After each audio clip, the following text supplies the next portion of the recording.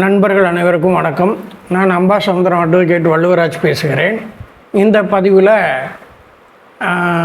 ஆன்மீக சொற்பொழிவாளர் பரம்பொருள் ஃபவுண்டேஷனுடைய மகாவிஷ்ணு என்பவர் ஒரு சென்னை அரசு பெண்கள் மேல்நிலைப் பள்ளியில் மோட்டிவேஷனல் ஸ்பீச்சில் பேசும்பொழுது சொன்ன கருத்துக்கள் சம்பந்தமாக அவர் கைது செய்யப்பட்டிருக்கிறார்.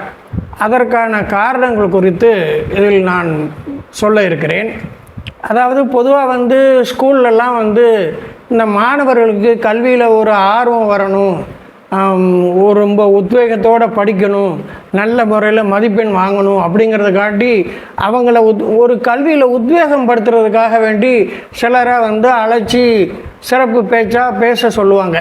அதை மோட்டிவேஷன் ஸ்பீச்சுன்னு பொதுவாக சொல்லுவாங்க. அந்த வகையில் தான் அந்த பரம்பொருள் ஃபவுண்டேஷனுடைய மகாவிஷ்ணுங்கிறவரை கூப்பிட்டு பேச சொல்லியிருக்கிறாங்க. அவர் பேசினார். பேசும்பொழுது அவர் என்ன 2 கருத்துக்களை மெயினாக வலியுறுத்தி சொன்னார். அது என்ன சொன்னார்னா, இறைவன் மனிதர்களை ஒரே மாதிரி படைக்கலை, ஒன்று. 2வது, ஒருத்தன் கோடீஸ்வரனாகவோ, ஒருத்தன் ஏழையாகவோ, ஒருத்தன் வீடு இல்லாதவனாகவோ, ஒருத்தன் கால் இல்லாதவனாகவோ, ஒருத்தன் கண் இல்லாதவனாகவோ படைக்கப்படுகிறான். அதற்கு காரணம் அவன் முற்பிறவியில் செய்த செயல்கள் தான் காரணம். அதனுடைய அடிப்படையில் தான் கடவுள் அப்படி படைக்கிறார் அப்படின்னு ஒரு கருத்தை சொன்னார். அப்படி சொன்ன உடனே அங்கே என்ன ஆகுது அப்படின்னு சொன்னால், அங்கே இருக்கக்கூடிய சங்கருங்கிற ஒரு ஆசிரியர் நீங்கள் இப்படி பேசக்கூடாது, அப்படி அது மாற்றுத்திறனாளிகளை கஷ்டப்படுத்துகிற மாதிரி இருக்குது அப்படிங்கிற மாதிரி எதிர்ப்பு சொன்னார். இந்த விஷயம் பெருசாகி அதனுடைய அடிப்படையில் தமிழ்நாடு அனைத்து வகை மாற்றுத்திறனாளிகள் சங்க தலைவர் வில்சன் காவல் நிலையத்தில் புகார் கொடுக்குறாரு. அந்த புகாரினுடைய மனுவில் என்ன சொல்கிறாரு அப்படின்னா, மாற்றுத்திறனாளிகள் வன்கொடுமை சட்டம் மற்றும் ஊனமுற்றோர் உரிமைகள் சட்டம் பிரிவு 72A பிரிவின் கீழே அவர் மேலே வழக்கு பதிவு செய்யணும் அப்படின்னு சொல்கிறாரு. அதனுடைய அடிப்படையிலையும் மற்ற பல விஷயங்களுடைய அடிப்படையிலும் மகாவிஷ்ணு மேலே 5 பிரிவுகள் பேரில் வழக்கு தாக்கல் செய்யப்பட்டிருக்கு, பதிவு செய்யப்பட்டிருக்கு.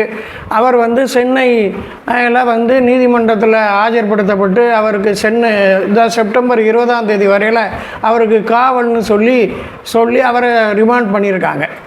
அதாவது அவர் பேசின விஷயங்களை எல்லாம் நீங்கள் கேட்டிங்கன்னு சொன்னால், ஒரு மிகச்சிறந்த ஒரு அறிவாளியாக ஆன்மீக விஷயங்களை அவர் பேசினார். ஆனால் அவர் பேசினது அனைத்துமே இந்து மதம் சொல்லக்கூடிய விஷயங்கள். இந்து மதத்தில் மறுபிறவி கர்ம வினை பற்றியெல்லாம் சொல்லப்படுது. ஆனால் இதே மறுபிறவி கர்ம வினையை இஸ்லாமோ கிறிஸ்தவமோ ஒப்புக்கொள்ளவில்லை. அதுதான் இங்கே பிரச்சனைக்கு வழிவகுத்துட்டுது. அது மாத்திரம் இல்லாமல் அந்த பள்ளிக்கூடத்தில் எல்லா மதத்தை சேர்ந்த மாணவர்களும் படிக்கிறாங்க. அங்கே ஏழை மாணவனும் படிப்பான், ஒரு ஊனமுற்ற மாணவனும் படிப்பான். அப்படிப்பட்ட ஒரு நிலைமையில் அந்த பெண்கள், ஊனமுற்ற பெண்கள் மாணவிகள், அதே மாதிரி ஏழை மாணவிகள், இவங்கள்லாம் நாம் இப்படி படைக்கப்பட்டதே இறைவனால் தான் நாம் இப்படி படைக்கப்பட்டிருக்கோம், நம்முடைய முற்பிறவியில் நாம் செய்த பாவ புண்ணியத்தினால தான் நமக்கு இப்படி ஒரு பிறவி கிடச்சிருக்கு அப்படிங்கிற ஒரு இடத்துக்கு வந்துட்டாங்கன்னு சொன்னால், அப்புறம் அவங்க அந்த விஷயத்திலிருந்து முன்னேறுறதுக்கு அவங்களுக்கு எண்ணம் ஏற்படாமல் போயிடும். கல்வியிலேயோ அல்லது மற்ற காரியங்கள்லேயோ ஒரு உத்வேகத்தோடு அவங்க பாடுபட்டு தன்னுடைய வாழ்க்கையை மேம்படுத்துவதற்கான ஆர்வம் அவர்களிடத்துலேருந்து போயிடும். இதே விஷயத்தை ஒரு இந்து மத ஆன்மீக சொற்பொழிவாக அந்த மகாவிஷ்ணு பேசியிருந்தாருன்னு வச்சுக்கோங்க, நிச்சயமாக ஒரு மிகப்பெரிய வரவேற்பு, ஒரு புகழ் அவருக்கு கிடச்சிருக்கும். ஆனால் இதை ஒரு பள்ளிக்கூடத்தில் பேசுனதுனால தான் அது இப்படிப்பட்ட ஒரு பிரச்சனையாக மாறிட்டு. சாதாரணமாக இவர் இந்த பேசின விஷயத்தை ஒரு மாற்றுத்திறனாளிகள் பள்ளிக்கூடத்தினுடைய ஒரு விழாவிலையோ அல்லது ஒரு அனாதை இல்லை விழாவிலையோ பேசியிருப்பார்னு வச்சுக்கோங்க, இதை விட அது பெரிய விஷயமாக மாறி இருக்கும். ஏன்னா ஒரு அனாதையோ அல்லது ஒரு மாற்றுத்திறனாளியோ அந்த அந்த அவங்க மனசில் எதை நினச்சி வேதனைப்பட்டு இருக்காங்களோ அது முற்பிறவினுடைய பலன் தான், அது இறைவனுடைய படைப்பு தான் அப்படின்னு சொல்லியாச்சுன்னா அது அவங்களை மிகவும் சோர்வுக்குள்ளாக்கிரும், அவங்களுடைய திறமைகளை வெளிவராமல் தடுத்துரும். இந்த மாதிரியான ஒரு கருத்தினால தான் அவருக்கு இவ்வளோ பெரிய எதிர்ப்பு ஏற்பட்டிருக்குது. ஆக எந்த ஒரு விஷயமாக இருந்தாலும் அதை சொல்லக்கூடிய இடத்துல சொல்கிற விதமாக சொல்லியிருந்தால் பிரச்சனை வந்திருக்காது. இப்போ சாதாரணமாக ஆன்மீக விஷயமாக வச்சு எத்தனையோ விதமான மோட்டிவேஷனும் உண்டாக்க முடியும், மாணவர்களுக்கு ஒரு உற்சாகத்தை கொடுக்க முடியும். இப்போ மகாபாரதத்திலே பார்த்தீங்கன்னா ஏகலைவன் பிறப்பு காரணமாக அவருக்கு வில்வித்தை கற்பிக்க முடியாதுன்னு சொல்லி குரு சொல்லிட்டார். சொன்ன உடனே அவருக்கு தெரியாமலேயே அவருடைய ஒரு உருவத்தை அவன் செஞ்சு ஒரு சிலையாக வடித்து வச்சுக்கிட்டு அந்த சிலையை மனதுக்குள்ளே வணங்கி கொண்டு அந்த வில்வித்தையை ஒரு முனைப்போடு மிகுந்த பிரயாசப்பட்டு கடுமையான முயற்சியில் கற்று தேர்ந்து விட்டான். அவனுடைய வில்லாளியினுடைய திறமை யாரும் ஆச்சரியப்படாமல் இருக்க முடியாத அளவுக்கு மிகுந்த திறமை வாய்ந்ததாக இருந்தது. அதனால தான் அவருக்கு குருவே வந்து அவருடைய கட்டவரலை பரிசாக கேட்கக்கூடிய ஒரு நிலைமை ஏற்பட்டது. அதாவது குரு தட்சணையாக வாங்கக்கூடிய ஒரு நிலைமை ஏற்பட்டது.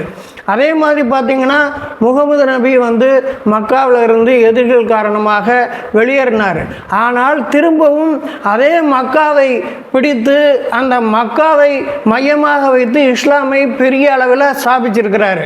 அதே மாதிரி பார்த்திங்கன்னா இயேசுநாதர் ஒரு தச்சருடைய மகனாக பிறந்தால் கூட அவர் வந்து ஒரு சதுசெயரும் பரிசெயரும் ஒரு வேத பாரகர்களும் திகைக்கக்கூடிய அளவுக்கு வேதத்தினுடைய அனைத்து நுட்பமான கருத்துக்களையும் பேசக்கூடிய விவாதிக்கக்கூடிய ஒரு மனிதராக அவர் ஒரு இறைநிலையை அவர் அடைந்திருக்கிறார்னு சொன்னால் அதெல்லாம் வந்து ஒரு மனிதர்களுக்கு உற்சாகம் கொடுக்கக்கூடியது.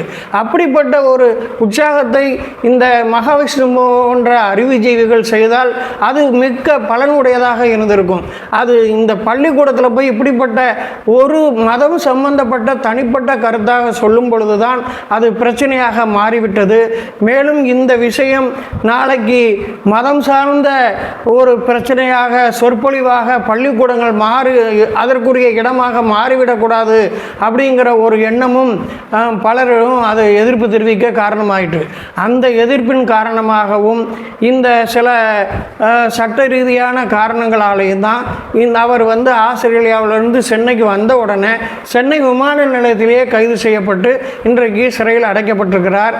இந்த விஷயத்தை வந்து நாம் மத ரீதியாகவோ அரசியல் ரீதியாகவோ அணுகாமல் மாணவர்களுடைய மனநிலையில் இருந்து பார்த்து இந்த விஷயத்தை நாம் புரிந்து கொள்ள வேண்டும், அந்த வகையாக அணுக வேண்டும் என்பதுதான் எல்லோருடைய எதிர்பார்ப்பும். என்னுடைய சேனல் உங்களுக்கு பிடிச்சிருந்தா நீங்கள் சப்ஸ்கிரைப் பண்ணுங்கள், லைக் பண்ணுங்கள், ஷேர் பண்ணுங்கள், உங்களுடைய கருத்துக்களை தெரிவிங்க, நாகரிகமான முறையில் கருத்துக்களை தெரிவிங்க.